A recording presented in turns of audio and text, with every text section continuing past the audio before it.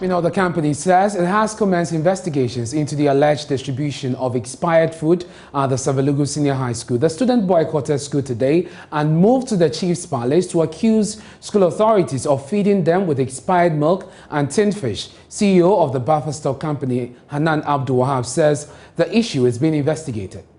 You see, we have a system. We have a whole department called the Food Safety Department. Before any supplier goes to supply any food item, it has to be checked by this department. Okay. We have the food safety where we have quality control officers working under that particular,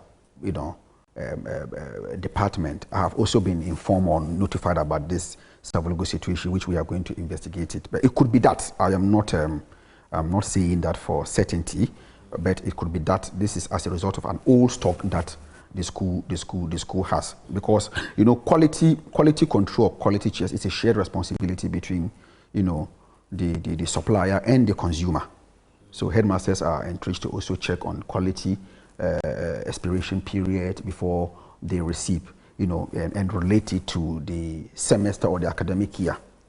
Once the food the food item will expire before the end of the academic year or the semester, they are supposed to reject it or take a quantity that can sustain them before it expires. So it's a shared responsibility. We have just been notified about Savelugu, and we have sent our regional manager, northern regional manager of buffer stock, and the quality control officer to go there and get first-hand information about the situation. If it is established that it's a lapse on your part, and I'm talking of the quality control department of buffer stock company, for instance, what happens? Or if it's a failure on the part of the supplier, for instance? I am involved greatly in the distribution of milk this academic year.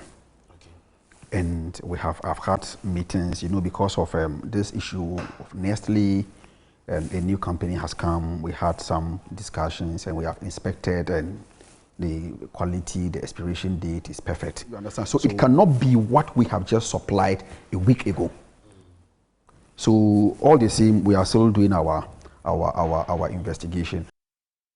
Kwesi Kwarteng is Public Relations Officer of the Ministry of Education, and he joins us via Zoom for more on this. Mr. Kwarteng, thank you for the time you're joining News Prime. The question the teacher unions especially are asking, why do you fix a date for reopening of schools when you know that the buffer stock is not in the position to adequately resource them and give them the quantities of food that will last them in school? Well, thank you very much. The supply of foods on every day is not an event, it's a process.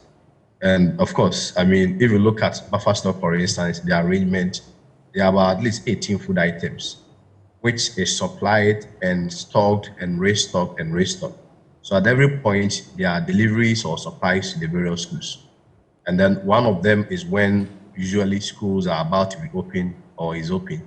And so, the question about where and when supplies will be relevant or will be needed is that when within the stock of the school such supplies are needed, because it is not like it is done within a specific period. What happens when it is also finished? Certainly it has to be restocked, and that is usually the arrangement of the suppliers, between the suppliers and the buffer stock, where the suppliers deliver the goods or the food items to the schools. After that, file their claims with buffer stock, and the buffer stock processes goes through the Ministry of Education to Ministry of Finance, and those claims are paid, and the process is recycled at every point. For instance, if you look at food items like perishables, which is about 30% of within the food distribution chain to the various secondary schools, you are unable to say that those supplies should go, let's say, en masse or en bloc, a week or two to school reopen. At every point, head teachers will have to need those basic items: onions, tomatoes, frozen foods. They are all items that you need every day. So at every point where it becomes necessary, that is when the supplies is done, whether it's being done at the school level or at buffer stock level. But that is what the process has been, except that this time the head teachers have said it is woefully inadequate, which is why it is in the news this time round. I am yet to see a school where those supplies are woefully inadequate. Of course, that is also not to dispute the fact that it could be possible.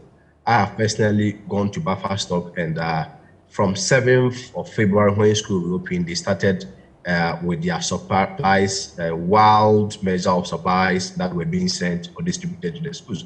But you had about 18 food items. And of course, they admitted that not all the items had hit the school. Some of them, you have about 17 food items. Some you have the full 18, some you have about 16 of them that they needed to add. For instance, some sugar, others too, they needed to increase the quantity. So those issues have been there. That's how the system has always been running. And then Buffer Stock promised that they were going to deliver. Of course, if you look at how CHAS has also been addressing these issues, I understand them. They need to put a good case to avert any possibilities. It does not necessarily mean that within the present time, there is lack of food or there is a food shortage. You know, but Mr. Kwarteng, even the Buffer Stock Company has admitted the shortages that we're talking about. I think I just listened to what he was saying. The Buffer Stock, you asked about issues of funding and whether or not he admits the shortage and says that 130 million cedis has been released for onward to the suppliers for distribution. No, I'm not sure it would be fair to put words in Gideon because the video that we all played, everyone. I conducted the interview and I'm very sure of what he says. That is not in dispute at all. The fact that the shortage is not in dispute, Mr. Kwarteng. Shortage way. You asked about the point, and I'm telling you that yes, we do admit that if you look at the food items, for instance, you've got about 18 food items that Buffer Stock is supposed to send. Not all of them have been distributed. That could not be considered as a shortage. You have the 722 schools. Now, let me put it to you. If indeed there is an issue of shortage, are you suggesting that from morning, afternoon to evening, you have about 722 schools, which translates into about 1.26 million, and there is a general shortage and people are there and nobody is complaining? Are we suggesting that that is the situation that we are in? Yes, there could be genuine issues of delays in the delivery of foods and other things. If you get to know of those schools quickly, an intervention, response, or mechanism will be pressed and we send the schools. But for me, I have always held the position that when there are challenges, and I really even do not get it when people try to link that with free SHS, as though before free SHS, there were no challenges with food supplies in the schools. Yes. But Mr. Kwarteng, it was definitely not on this large scale. Once free SHS was introduced, the contractual agreement, if you could just allow me to make the point, the contractual agreement between the various schools and the suppliers directly, the suppliers, I mean, was terminated. The contract then moved to the Buffer Stock Company. And today, Mr. Wahab told me that they had to re-engage some of these suppliers at their level. And so it is legitimate when people do the link. Are you able to pinpoint to me just 5 schools that Joy FM or Joy went and they realized there were shortages? Quickly, we'll press the rapid response mechanism and send the schools there. That's what I'm saying. If you do not believe the words of the Conference of Heads of Assisted Secondary Schools, that is another matter. If you also do not believe the teacher unions that have spoken to us, in fact, today in Savelugu as we speak, the students have been rioting, and as part of the complaint, beyond the issue of the expired food, which they are complaining about, which I'll have you speak on, they also claim that the food being given them is woefully inadequate. So the situation is real, Mr. Kwarteng. Expired food is not the same as food shortage. I have made that distinction. I've said that it's also part of the issues they raise. You, Alice, be fair to me when you also ask a question so that I'll also be able to answer. Just go ahead, sir. Now, you made a claim that CHAS made a concern. Of course, I mean, they were proactive and they gave a word of caution that food items should be delivered timeously.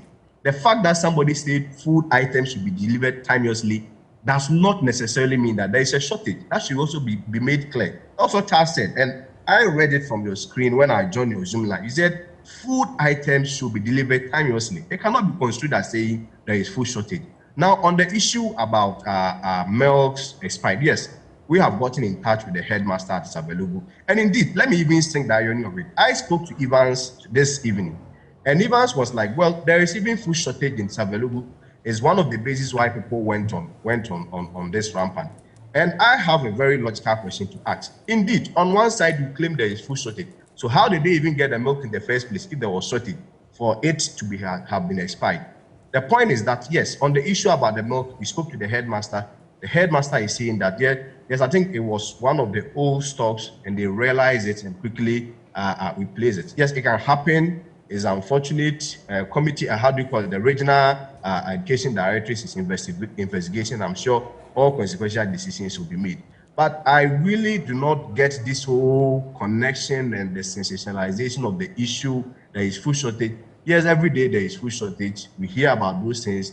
But most times, students are able to be in the school for a number of months, 3-4 months, and schools do not get closed down. So what do you think they feed on? I really think these things do not help. Of course, we are not denying outrightly, but you will help us more as a media when you also go to the various schools, list those schools that you feel or you've heard their food shortage. And not probably... Well, Mr. Kwarteng, you don't want to give us your job to do. We cannot do your job for you. But on the issue of the Savelugu Senior High School, today they boycotted the class. At least we know after midday they were not in class. What is being done to make sure that academic activities resume tomorrow? Okay, so I'm answering from the first side. Yes, you are not supposed to do my job for me, but it is also the responsibility of the media to provide accurate data and not join all manner of speculations. Well, Mr. Kwarteng, we have reported accurately, and I'm sorry that you're taking this trajectory, but we have reported adequately. In fact, if you read below the screens right now, you see senior high schools will not shut down over food shortage. Inherent in that statement from the buffer stock company is an admission, and I don't think we should be doing a back and forth about this. But thank you very much for speaking to us, Mr. Kwarteng. We're grateful. We'd have to end it here because of time.